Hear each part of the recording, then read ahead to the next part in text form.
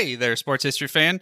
This is Arnie Chapman, aka the Football History Dude, and before we get into this episode brought to you by the Sports History Network, I wanted to tell you about another book giveaway that we have on the website. Our friend of the network, Timothy J. Brown, is giving away 5 copies of his latest book. This book is titled Hut Hut Hike, A History of Football Terminology. This book explores the history of football terminology by examining when and why more than 400 familiar words and expressions entered the game. By linking the game's evolution to changes in its language, readers learn the origins of first string, basic fundamentals, X's and O's, long snapper, and hundreds more of terms used in every football conversation or broadcast. Organized in easy-to-read, bite-sized chunks and filled with period images and illustrations, Hut Hut Hike tells football's history one word at a time. Now, to sign up for a chance to win your copy of the book, head to sportshistorynetwork.com/giveaways. Again, that's sportshistorynetwork.com/giveaways. Now it's time to take a sports break, a look at sports history on a daily basis. Hello, my friends of sports history. This is Darren Hayes of the Sports Jersey Dispatch podcast. Welcome once again to the Pig Pen, your place for all things great in sports history, and welcome to your sports break for this January 9th edition of your greatest athletes that had some great milestone moments on the date of January 9th. But before we get to those uniform numbers, let's make sure that you are aware that we have a daily podcast that has been going on here for almost a year now. You can join us each and every day. It's so easy to do. Your favorite podcast provider, or go to jerseydispatch.com or sportshistorynetwork.com. And another way to do it is you can talk into your smart device and say, play me the most recent edition of the Sports Jersey Dispatch podcast. Should come right up for you and play automatically once you say those magic words. Now, those uniform numbers that we'll talk about today are numbers 4, 32, 12, 33, 13, 99, 8, 15, 5, 25, 22, and jersey number 10. Number 4 in your program for January 9th is the early NBA player Dino Martin, who on this day in 1947 became the first player to score 40 points with the Providence Steamroller as they won 91-68 over the Cleveland Rebels at the Rhode Island Auditorium. In basketball, the NBA was still going on very strong back there in 1947.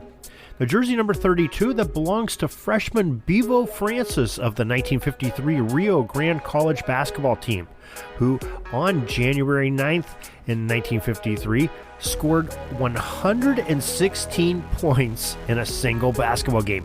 Bevo did the same feat again that season too. You can learn more about Bevo Francis on the Sports History Network's very own Basketball 101 podcast, episode 44, with host Rick Loiza. We have a great link in jerseydispatch.com for this January 9th edition, as well as a nice newspaper article that we can get you right to Rick's podcast, as well as this, but check that out, Basketball 101, great podcast.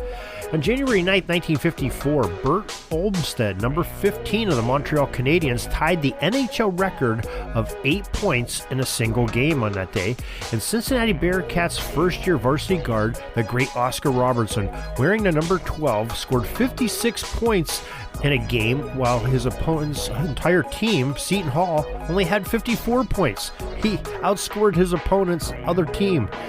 On January 9th, 1958, this occurred.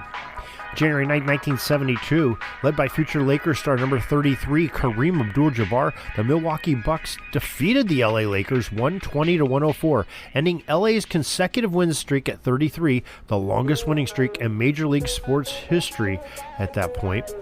And on January 9th, 1977, Super Bowl 11, Rose Bowl, Pasadena, California, the Oakland Raiders defeated the Minnesota Vikings 32-14. The MVP of this game was number 25, Fred Biletnikoff, Oakland's wide receiver. The number 4 also represents the sweater number of one Bobby Orr that was retired by the Boston Bruins on this date, January 9th, 1979. January 9, 1989, catcher Johnny Bench, number 5, and Carl Yastrzemski, number 8, were elected into the Baseball Hall of Fame as inductees. And on 1990, on January 9th, Major League Baseball legends Jim Palmer, number 22, and Joe Morgan, number 8, were selected to enter into the Baseball Hall of Fame as well. In 1991, on the 9th of January, the Chicago Bulls' number 23, Michael Jordan, scored a game-high 40 points to lead the Bulls to a 107-99 victory over Philadelphia 76ers at the Spectrum. He reached the 15,000-point plateau mark of his career, and he kept on going from there. What a great career Michael Jordan had. And in 1998, on January 9th, Hockey News magazine selected number 99, the great one, Wayne Gretzky, as the best NHL player ever. And that probably still stands to this day. January 9th, 2000, Miami Dolphins quarterback number 13, Dan Marino, was still playing, and he won his last career National Football League game in a 20-17 victory over the Seattle Seahawks. And finally, January 9th, 2012, the FIFA Ballon d'Or, Barcelona forward number 10, Lionel Messi. Well, we talked about him a lot lately. Well, he won this award for a record third consecutive year. And on the ladies' side, Japanese midfielder number 10, Homare Sawa, won the Women's Award for the greatest soccer player of that year. So that is your sports history, your sports break for this January 9th. So glad you could join us. Hope you join us each and every day to learn about more sports history. And in the meantime, if you're starving for more and you can't wait till 24 hours from now, go over to sportshistorynetwork.com. We have some great podcasts there. Plenty to choose from, over 30 of them, and all kinds of genres and different sports, and I think you'll really find it quite enjoyable to listen to these great hosts and their guests and some excellent topics. Also, you want to visit our websites, jerseydispatch.com, the home of this very podcast. Also, our sister station and podcast is pigskindispatch.com, and we have our great audio drama, Orville Mulligan, sports writer. I think you'll really find some great sports history there from the 1920s in a little bit different setting and an audio drama. And I think you'll find some great music and some great acting and great storylines. Check it out. It's at your favorite podcast provider or orvillmulligan.com. So till tomorrow, everybody, have a great sports history day. This penalty kill is almost over. I got to get back out on the ice. But thanks again for joining us for another great edition of Sports Jersey Dispatch Podcast. We'll see you tomorrow. We invite you to check out our websites, jerseydispatch.com and pigskindispatch.com. Not only see the daily sports history, but to experience the preservation of great events and people that play the games. Find us on Pigskin Dispatch. It's also on social media outlets of Facebook, Twitter, Instagram, and don't forget the Pigskin Dispatch YouTube channel. You get all your daily sports history. Pigskin Dispatch is happy to be associated with the Sports History Network, the sports headquarters of yesteryear, found at sportshistorynetwork.com. This podcast is part of the Sports History Network, your headquarters for the yesteryear of your favorite sport. You can learn more at sportshistorynetwork.com.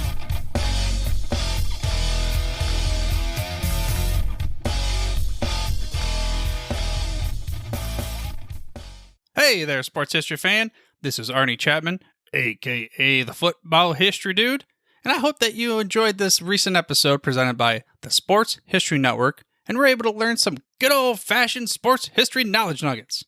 I started the Sports History Network back in 2020 with the mission to help podcasters find a community of like-minded sports history nerds, as well as helping aspiring podcasters to start their own shows. We have a little bit over 30 shows on the network right now covering all sorts of sports history, but as far as I'm concerned, we're just at the toothpick in the ocean moment, that can't even figure it out because there's so much more coming. We wanted to create the ultimate headquarters for sports yesteryear, starting with Podcast Network and our website, but we're going to continue to move into other mediums as well. And here's the cool part, because we want you to be part of our team. So if you're interested in starting your own podcast, or maybe being a guest on one of our shows, or who knows, maybe even writing an article for us over on the website, seriously, all you got to do is reach out to us on the contact page over at sportshistorynetwork.com. You can be as technologically savvy as a Neanderthal tapping on a stone trying to figure out this whole hieroglyphics thing back in the day. Again, it doesn't matter, because even if you don't understand the whole podcast space, we have a production team that can pretty much help you out with doing everything. All you got to do, head over to sportshistorynetwork.com, head to the contact page, fill it out. That message goes right to me, and I'll reach out to you as soon as I can. But for now, dude, I'm through if you're through.